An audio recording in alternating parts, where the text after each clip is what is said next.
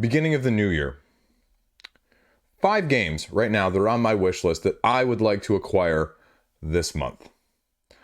This is an ever-changing list. This is going to be a new feature I'm going to do on a monthly basis. Where is my head based on the hotness, based on the news, based on the availability, based on the crowdfunding delivering?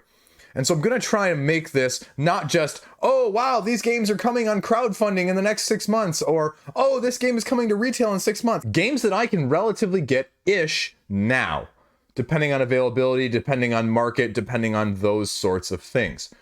What are they? Why? And just a quick why they made the list in the first place. Let's do this. Honorable mentions. We're going to go with actually 2 crowdfunding games that are available at retail or easily on the secondary market right now. And the first one, honorable mention here, is Oros. It's getting some hype. It's getting a little bit of attention. It's being delivered to backers in the recent near B. And so it is a tile-laying, volcano-erupting, mountain-making, wisdom-gathering, action economy strategy worker placement game. Yeah, you're basically laying these tiles out and creating land and then trying to manage the resources and the resource tracks that go along with them. And it sort of had me on a creative problem-solving, abstract thinking, tactically strategic game side of things when it went on to crowdfunding. And I see people very mixed on it. People are either loving it or not liking some of those aspects where some of them feel more important than others. I've seen a lot of people, though, selling it for near at cost of the Kickstarter deluxification value. And it's got a few extras that are associated with it, nothing over the top, but it is enough where I would love to try it as a puzzly, brain-burning, tactical worker placement adjacent, because I'm not a big fan of worker placement, but I could see myself with these other mechanisms approaching it, like with Doom Imperium. I could enjoy myself because I also love me some tiling. It reminds me very much of Resurgence, which I actually just picked up a copy of in a trade. And so of a game that I would love to acquire on the secondary market to try it out, but not one that I was willing to back on crowdfunding in the first place. The second honorary mention for crowdfunding is from Flat Out Games, is Rodent. And I am not really sure of this one. This plant card laying, tableau building sort of mishmash pattern collection game, I don't really know. Again, people are kind of mixed on it. This is probably the one of the Cascadias and the Calicos that I have seen by far and away the least amount of hype or interest in. And I love me some Cascadia, and I'm not really sure I need this. Now, this is something different. This is something more with card adjacency rather than tile adjacency and that aspect. But if I can pick it up for about the price of the Kickstarter with the Kickstarter extras, why not? Why not? It's easily worth taking a risk, price point wise, playtime wise, ease of accessibility wise. And so that's the reason why it's high on my trade list as well to try and acquire in the next month.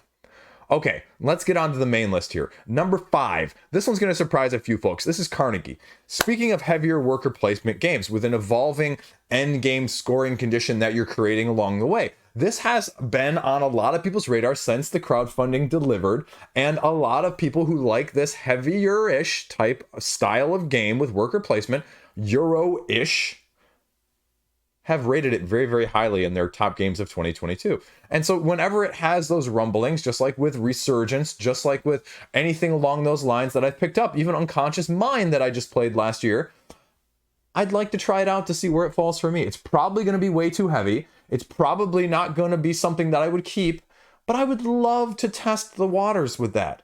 I'm getting into that a little bit, and I'd like to see if I'm, adaptable to that.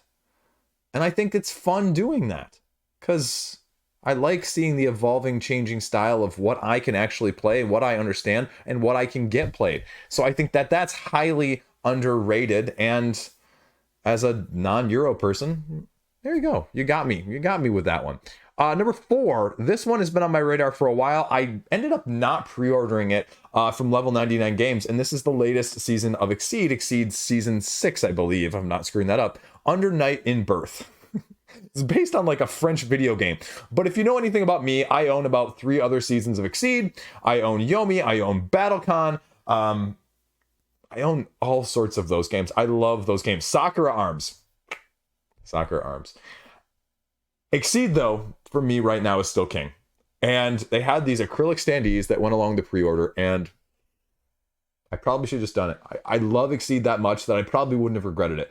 Have I played all of my Exceed? No. Would I play this anytime soon? No. Am I seriously interested in getting it from Level 99 Games' website or another online distributor? Abso-freaking-lutely. It's just, I don't know where to start because there's like 6 boxes. 4 big ones and like 2 small ones. But I love Exceed. And the mechanisms in each season of Exceed in a 1 versus 1 sort of 2D, back and forth type battler, they're just kind of cool. And, I've seen people say like this one isn't their favorite season in terms of what the different mechanism is with this one. But again, I'm willing to give it a shot because I'd love me some Exceed. My wife is not as such a big a fan, and that's why it doesn't get to the table as much as I would prefer. But hey, I'm okay with that. I make my peace with that somewhere in the collection. So that's why it's number 4. Number 3 is one that's a little bit older, and I've just recently gotten my eye on it. I've gotten my taste on it, and I'm looking at Queen Games' Alhambra 2nd edition. Now, I would prefer the big box, go big or go home, right? But I'm looking at even just getting a copy of the 2nd edition to see if I even like that sort of thing. It's a classic for a reason. It got a revision for a reason. It's had about 3 or 4 revisions from Queen, but I'm really off-putted by the 2nd edition box, the big box, because it was like $50 more on the retail than on the crowdfunding, which, I mean, that's just the way Queen has gone lately, and I understand it, but it's not making me want to have any enticement to actually pick it up instead of just getting the base game, or even, God forbid, picking up a 1st edition of the big box, which 1st edition of the big box goes for like $45 on the secondary market. The 2nd edition of the big box becomes with a lot more stuff, granted, is like $130, right? Like, how much different is a 2nd edition than the 1st edition? Is it really that much better, different, and, worth the 3 times the price cost, essentially? So I honestly don't know. So if you guys know in the comment section down below, let me know. Which reminds me of one that I'm probably going to put on next month's list. Burgundy. But there you go. That's why it's number 3 on this list. Number 2 on this list is one I've had on my radar for quite some time. It's Bad Company. It's the space base of a different version. I love space base. My wife loves space base. I've won only 1 time in the 25 times we've played. I've got a win rate of 4%, right? So if she loves that game, will she love this one? I've heard people have their preferences. She actually doesn't like Shy Pluto, the Planet expansion. And so I'm wondering if she'll like Bad Company because it has a little bit more. It's the same lines of that and Machikoro, rolling dice, getting resources, getting actions, rinsing and repeating, going around the table, keeping engagement involved, even on not on your turn. And so it's just been in and out of stock in North America. There haven't been too many places. There's a couple Canadian game stores that I've actually had my eye on that I couldn't pull the trigger on for some idiotic reason. Despite pulling triple-digit price point triggers on crowdfunding all the time, I couldn't do the 50 or $60 one on that. So I missed out. So I'm waiting for it to get restocked, and it will probably eventually come into my collection because it's also harder to pick up on the secondary market. Not many people are selling it. So take that for what it is. Now, number 1, and this is, again, one that I could see myself going either way on, but it's probably the biggest name of all of these, and that's Clank Catacombs, because I have no experience with Clank, but all I've heard is that this is the Clank to get. This is the best Clank. This is the modular Clank that everybody is saying is, if you're going to get one, get this one. And so when I hear that, and I hear the deck building, and I hear the pressure luck, and you know me, and I love press my luck, that is finally, right, maybe the time to buy in or sell out. I don't know. You know what I mean.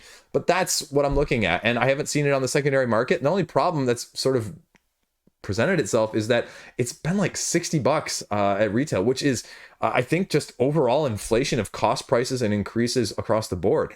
Because I feel like Clank, when it came out originally, was not that. I feel like it was more like the 40 or 45. So I was expecting it to be more along those lines. If it was 40 or $45, I probably would have already bought a copy now. But that difference in 10, 15, $20 nowadays is enough to make me hesitate.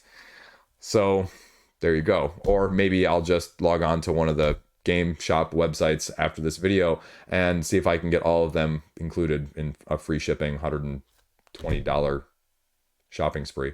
I don't know. Go over to my Patreon so I can avoid my shopping sprees. I just teasing. Sort of. If you want to, though. Anyway, that's all I got. But those are the games on my wish list. And again, like I said, Availability being the key thing here. Like, I can list you off half a dozen games that I'm looking forward to in crowdfunding. I can list a half a dozen games easily off the top of my head that I'm looking forward to in retail and sometime in 2023. I mean, I'm doing those videos all the time, but these are the ones that are on my radar right now that if I said, I want to get this, boom, these are the ones. So there you go. What's on your list like this? What do you want to see out of this? Let me know. Stay classy. Have a great day. Throw a comment down below. Throw a thumb. I got a like coming. And there's going to be a giveaway coming soon. So for those of you tuning in at the end here, spoilers for you guys. I know I'm teasing it, but I got to figure out a way to do it. So if you have a good way for me to do it, I'm all ears.